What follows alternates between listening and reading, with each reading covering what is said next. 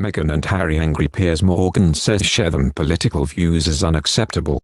Harry and Meghan have urged voters to reject hate speech, misinformation and online negativity in the upcoming US election. Piers Morgan has slammed Prince Harry once again, this time criticizing him for sharing his political views and the role of poking his nose into the US election, saying he is trying to stop American voters from re-electing current President Donald Trump.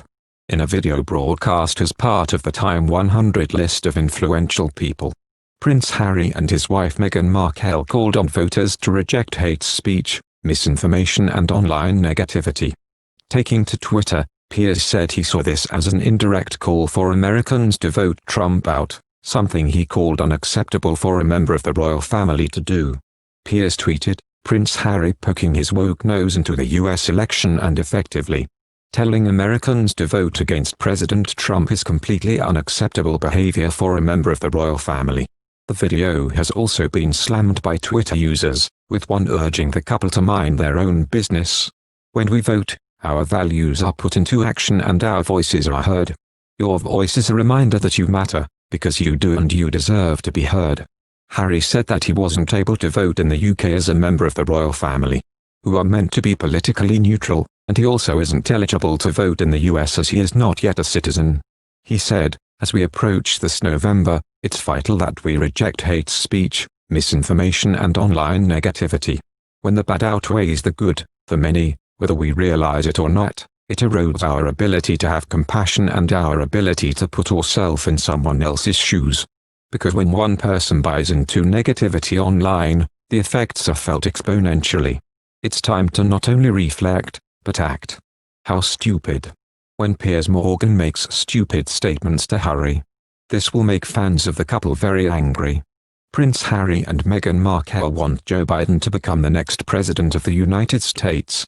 They haven't actually said that in so many words, but it's very obvious from a video message they released last night via Time magazine, which way they want the result of the election to go, and it's not in Donald Trump's direction.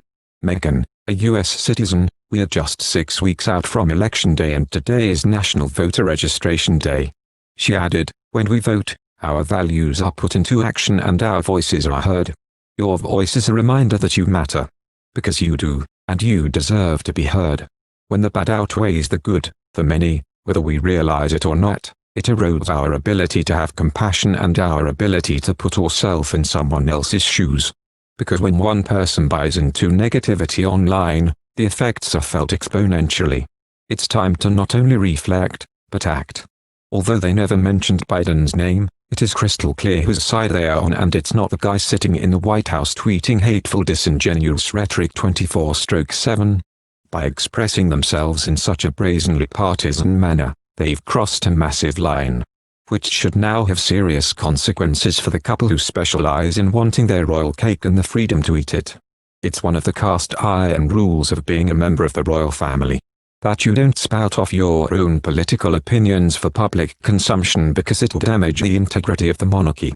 On the Queen's official website, it states, "As head of state, the Queen has to remain strictly neutral with respect to political matters." Queen Elizabeth II has protected this neutrality ferociously during her 65-year reign, never once telling us a political opinion or identifying with any ideology. Of course, that doesn't mean she has no opinions. In her private weekly meeting with the 14 British Prime Ministers who've served under her, she regularly tells them exactly she thinks. But she never expresses those views in public. It's a rule that other members of the royal family are generally assiduously followed, knowing that to publicly declare any kind of partisan views would make the Queen's life extremely difficult. But it appears Meghan and Harry didn't get the memo. Or rather, they got it, but they don't want to abide by it. They just quit the boring bits, like having to turn up to an old people's care home on a wet winter Wednesday. They are very proud of these titles.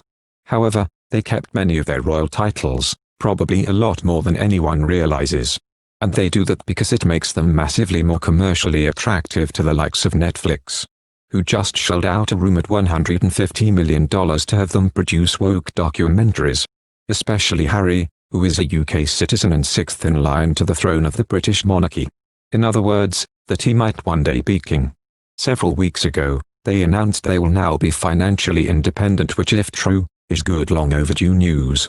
And they are not independent at all, they are still royals with royal titles that bring them huge earning power.